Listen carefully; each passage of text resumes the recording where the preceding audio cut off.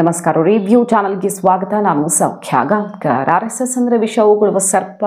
RSS ನಿಷೇಧ ಆಗಬೇಕು ಅಂತ ಈಗ ದೊಡ್ಡ ಖರ್ಗೆ ಅವರ ಅಖಾಡಕ್ಕೆ ಇಳಿದಿದ್ದು RSSನಿಂದ ತೀಕ್ಷ್ಣವಾದ ಪ್ರತಿಕ್ರಿಯೆ, ಬಿಗ್ ಕೌಂಟರ್.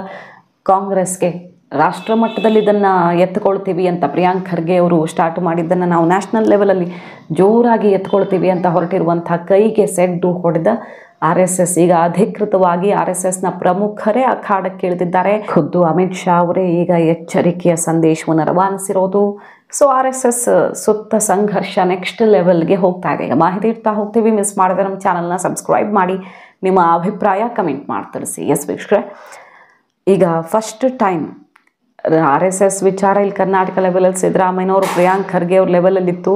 ಯಾವಾಗ AICC ಅಧ್ಯಕ್ಷ ಮಲ್ಲಿಕಾರ್ಜುನ್ ಖರ್ಗೆ ಅವರು ವಿಷ ಉಗುಳುವ ಸರ್ಪ ಮತ್ತು ವಲ್ಲಭಾಯ್ ಪಟೇಲ್ ಅವರು ಏನು ಮಾಡಿದ್ರು ಅಂತ ನೆನಪಿಲ್ವಾ? ಪ್ರಜಾಪ್ರಭುತ್ವದ ಉಳಿವಿಗೆ RSS ನಿಷೇಧ ಅನ್ನೋ ರೀತಿಯಲ್ಲೆಲ್ಲ ಮಾತಾಡೋಕ್ಕೆ ಶುರು ಮಾಡಿದ್ದಾರೆ. ತನ್ನ ವೈಯಕ್ತಿಕ ಅಭಿಪ್ರಾಯದ ಪ್ರಕಾರ RSSಗೆ ನಿರ್ಬಂಧ ಹೇರಬೇಕು ಮತ್ತು ಯಾವುದೇ ಸರ್ಕಾರಿ ಅಧಿಕಾರಿಗಳು RSS ಕಾರ್ಯಕ್ರಮದಲ್ಲಿ ಭಾಗಿಯಾಗಬಾರದು ಅಂತ ಗುಡುಗಿದ್ರು. ದತ್ತಾತ್ರೇಯ ಹೊಸಬಾಳೆ ಅವರು ತೀಕ್ಷ್ಣ ಪ್ರತಿಕ್ರಿಯೆ ಕೊಟ್ಟಿದ್ದಾರೆ. ಯಾರ್ಯಾರೋ ಹೇಳಿಬಿಟ್ರೆ RSS ಟಚ್ ಮಾಡೋಕ್ಕೂ ಆಗಲ್ಲ, ಬ್ಯಾನ್ ಇರಲಿ, ಟಚ್ ಮಾಡೋಕ್ಕೂ ಆಗಲ್ಲ ಅನ್ನೋ ಆಕ್ರೋಶ ಸಿಡಿದಿದೆ. RSSನ್ನು ಒಂದು ಸಲ ಅಲ್ಲ, 2 ಸಲ ಅಲ್ಲ, 3 ಸಲ ನಿಷೇಧ ಮಾಡೋ ಪ್ರಯತ್ನಗಳಾಗಿವೆ. ಇತಿಹಾಸದಿಂದ ಕಾಂಗ್ರೆಸ್ ಇವತ್ತು ಕಲ್ತ್ಕೊಳ್ತಿಲ್ಲ ಅಂದರೆ ಏನು ಮಾಡೋದು? ಕಾಂಗ್ರೆಸ್ ಪಕ್ಷ ಈಗಲಾದರೂ ಪಾಠ ಕಲಿಬೇಕಾಗಿದೆ. ಇದು RSSನ ಪ್ರಧಾನ ಕಾರ್ಯದರ್ಶಿ ದತ್ತಾತ್ರೇಯ ಹೊಸಬಾಳೆಯವರ ಪ್ರತಿಕ್ರಿಯೆ. ನಿಷೇಧ ಮಾಡಬೇಕು ಅಂತ ಹೊಸದಾಗಿ ಹುಟ್ಟುಕೊಂಡಿರೋ ರಾಜಕೀಯ ಬೇಡಿಕೆಗೆ ಫಸ್ಟು ರಿಯಾಕ್ಷನ್ RSS ಪ್ರಮುಖರಿಂದ ಈಗ ಹೊರಗಡೆ ಬಂದಿರೋದು. ಕಾಂಗ್ರೆಸ್ ಸರ್ಕಾರಗಳ ಅಡಿ 1 ಅಲ್ಲ 3 ಸಲ ಪ್ರಯತ್ನ ನಡೆದು ಹೋಗಿದೆ, ವಿಫಲ ಆಗಿದೆ. ಪ್ರತಿ ಸಲವೂ ಸಾರ್ವಜನಿಕರ ಬೆಂಬಲ ಸಿಕ್ಕಿದೆ. ಈಗಲೂ ಕೂಡ ದೊಡ್ಡ ಖರ್ಗೆ ಅವರು ಮಾತಾಡಿದ ಟೈಮಲ್ಲೇ ಅವರ ಕರ್ಮಭೂಮಿ ಗುರ್ಮಿಟ್ಕಲಲ್ಲಿ ಶಿಸ್ತಿನ ಸಿಪಾಯಿಗಳ ಪಥ ಸಂಚಲನ ನಡೆಯಿತು. ಕಾನೂನು ಬಲದ ಮೂಲಕವೇ ಅವರ ಕರ್ಮಭೂಮಿಯಲ್ಲಿಯೇ ಶಕ್ತಿ ಪ್ರದರ್ಶನ ಮಾಡಿ RSS ತೋರಿಸಿದ್ದಾಯಿತು. ಚಿತ್ತಾಪುರದಲ್ಲೇನೋ 1 ಅಲ್ಲ 10 ಸಂಘಟನೆಗಳು RSSಗೆ ತಡೆ ಹಾಕೋ ರೀತಿಯಲ್ಲಿ ತಡೀತಾ ಇಲ್ಲ, ಬದಲಾಗಿ ಅಲ್ಲೇನೋ ರೋಡ್ ಸಣ್ಣದು, ಜನ ಜಾಸ್ತಿ ಸೇರ್ತಾರೆ, ತುಂಬ ಸಂಘಟನೆಗಳಿವೆ ಅಂತ ಇಲ್ಲ ಸಲ್ಲದ ಕಾರಣಗಳನ್ನು ಕೊಟ್ಟು ಅವ್ರು ಈಗೋ ಸ್ಯಾಟಿಸ್ಫೈ ಮಾಡ್ಕೊಳ್ತಿದ್ದಾರೆ. ಬಿಟ್ಟರೆ ಕೋರ್ಟ್ಗೆ ಹೋಗಿರೋದ್ರಿಂದ ಶಾಂತಿ ಸಭೆ ಮಾಡಿ ಅಂತ ಹೇಳಿರೋದ್ರಿಂದ ಡಿಲೇ ಆಗಿದೆ. ಬಟ್ ಚಿತ್ತಾಪುರದಲ್ಲಿ ಪ್ರಿಯಾಂಕ್ ಖರ್ಗೆ ಅವರು RSSಗೆ ತಡೆನೇ ಹಾಕಿಬಿಟ್ಟಿದ್ದಾರೆ ಅಂದರೆ ಅದನ್ನು ನಂಬೋರು ಯಾರು? ಈಗ ನೋಡಿ, ಹೇಳ್ತಿರೋದಿಷ್ಟೇ. ಪ್ರತಿ ಸಲ ಇಂಥ ಪ್ರಯತ್ನವನ್ನು ಮಾಡಿದಾಗಲೂ ಕೂಡ ಜನರ ಬೆಂಬಲವೇ RSSನ್ನು ಮುನ್ನಡೆಸ್ಕೊಂಡು ಇಷ್ಟು ಸ್ಟ್ರಾಂಗ್ ಮಾಡಿ ಬಂದಿದೆ. ನ್ಯಾಯಾಂಗದ ಪರಿಶೀಲನೆ ನಮಗೆ ಇನ್ನಷ್ಟು ಬಲಿಷ್ಠವಾಗಿ ಹೊರಹೊಮ್ಮೋದಕ್ಕೆ ದಾರಿ ಮಾಡಿಕೊಟ್ಟಿದೆ. ಪ್ರತಿ ಸಲ ಸಮಾಜ ಮತ್ತು ನ್ಯಾಯಾಲಯಗಳು ಸತ್ಯದ ಪರವಾಗಿ ನಿಂತಿದ್ದವು ಅನ್ನೋದನ್ನು ನೆನಪಿಸ್ತಾರೆ. ಅಷ್ಟೇ ಅಲ್ಲ, RSS ನಿಷೇಧ ಮಾಡಬೇಕು ಅಂತ ಏಕಾಏಕಿ ದೊಡ್ಡ ಖರ್ಗೆ ಅವರಿಗೆ ಧುಮುಕಿದ್ದಾರಲ್ಲ, ಇದರ ಆಧಾರ ಏನು ಅನ್ನೋದೇ ಅರ್ಥ ಆಗ್ತಿಲ್ಲ. ಏಕಾಏಕಿ ಯಾರನ್ನಾದರೂ ನಿಷೇಧ ಮಾಡಬೇಕು ಅಂದರೆ ನಿಷೇಧಿಸೋದಕ್ಕೆ ಸಾಧ್ಯ ಇದೆಯಾ ಅಂತ ಕೌಂಟರ್ ಕೊಟ್ಟಿರೋದು. ನಿಷೇಧ ಯಾಕೆ ಅನ್ನೋ ಪ್ರಶ್ನೆನೇ ಇನ್ನೂ ಅರ್ಥ ಆಗ್ತಿಲ್ಲ. ಯಾರೋ ಒಬ್ಬರು ಇಚ್ಛೆ ಮನಸ್ಸಿಗೆ ಬಂದುಬಿಡ್ತು ಅಂದ ತಕ್ಷಣ ಅದು ಸಾಧ್ಯವಿಲ್ಲ. ಯಾವುದು ಕಾರಣ ಅನ್ನೋದಾದರೂ ಕನಿಷ್ಠ ಪಕ್ಷ ಅವರು ಹೇಳಿ ತಾಕತ್ತಿದ್ರೆ ಅಂತ.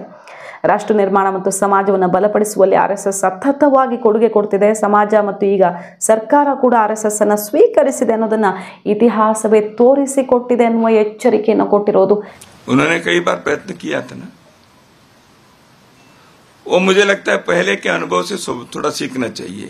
समाज किस दिशा में जा रहे हैं और पहले उन्होंने अभी बैन करना चाहिए ऐसे कहने वाले एक प्रमुख नेता पहले उन्होंने 3 बार प्रयत्न भी किए थे. उसको समाज ने क्या कहा, न्यायालय ने क्या कहा, क्या मिला उससे, और ये सब होने के बाद भी संघ का कार्य आगे बढ़ता गया. और बैन करना चाहिए ना, उसका कोई कारण हो चाहिए. मुझे इच्छा हो गई इसलिए बैन करना चाहिए, ऐसे थोड़ी होता है. भारत के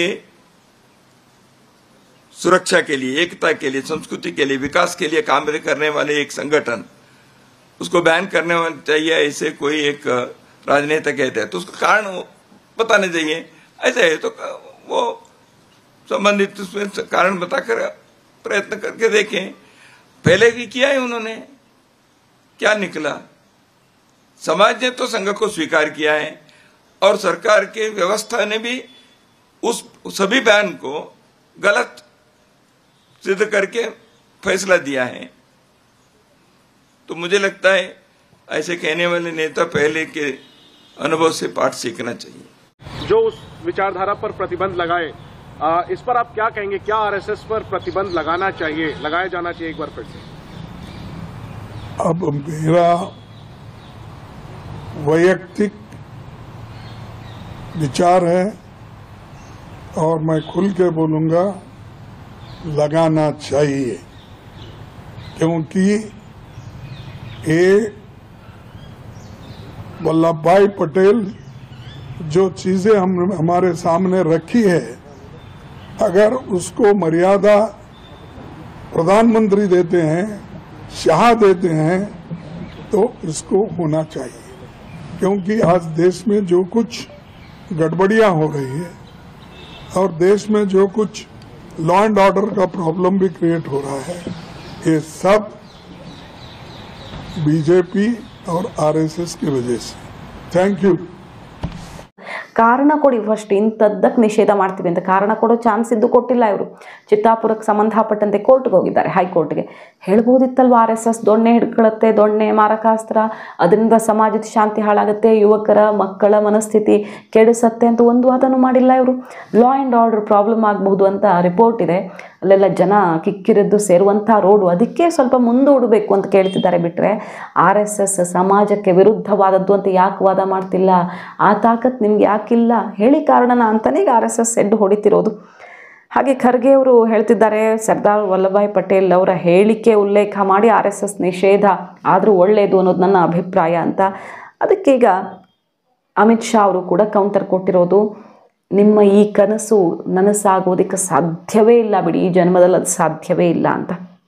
ಸಮಾಜದಲ್ಲಿ ಹೆಚ್ಚುತ್ತಾ ಇರೋ ಒಡಕಿನ ಪ್ರವೃತ್ತಿಯನ್ನು ತೊಡೆದು ಹಾಕಿ ಒಂದಾಗಿ ಬೆಸೆಯುವಲ್ಲಿ ಬಂಕಿಮ್ ಚಂದ್ರ ಚಟರ್ಜಿಯವರ ವಂದೇ ಮಾತರಂ ಗೀತೆ ನೆರವಾಗುತ್ತೆ ಅನ್ನೋದನ್ನು ಅರ್ಥ ಮಾಡ್ಕೊಳ್ಳಿ. ವಂದೇ ಮಾತರಂ ರಾಷ್ಟ್ರದ ಆತ್ಮದ ಗೀತೆ, ಅದನ್ನು ಬರೆದ 150 ವರ್ಷಗಳ ನಂತರವೂ ತನ್ನ ದೈವಿಕ ಪ್ರಭಾವದಿಂದಾಗಿ ರಾಷ್ಟ್ರ ಕಟ್ಟುವಲ್ಲಿ ಸಮರ್ಪಣಾ ಮನೋಭಾವನೆಯನ್ನು ಸೃಷ್ಟಿಸುವ ಶಕ್ತಿ ಈ ಗೀತೆಗಿದೆ.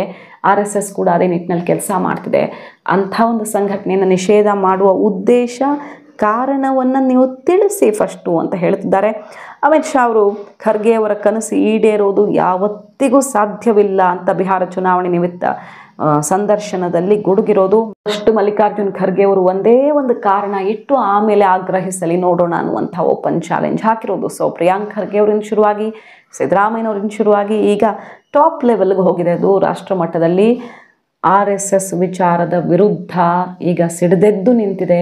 ನಮಗೆ ಬೇರೆ ಏನೂ ಕೆಲಸ ಇಲ್ಲ ಅನ್ನೋ ರೀತಿ ಕಾಂಗ್ರೆಸ್ ಆರ್ ಎಸ್ ಎಸ್ಸನ್ನು ಯಾಕೆ ಹಿಡ್ಕೊಂಡಿದೆ ಅನ್ನೋದು ಪ್ರಶ್ನೆ ಬಿ ಜೆ ಪಿಗರು ಮಾಡ್ತಿರೋದು ಮತ್ತು ಆರ್ ಎಸ್ ಎಸ್ನವ್ರು ಕೇಳ್ತಿರೋದು. ಒಂದೇ ಒಂದು ಕಾರಣ ಇಡಿ, ಆಮೇಲೆ ಅಟ್ಲೀಸ್ಟ್ ಅದ್ರ ಬಗ್ಗೆ ಚರ್ಚೆ, ಜಟಾಪಟಿಯೋ ಚರ್ಚೆಯೋ ಆಕ್ರೋಶವೋ ಏನಾದರೂ ಒಂದು ಆಗುತ್ತೆ.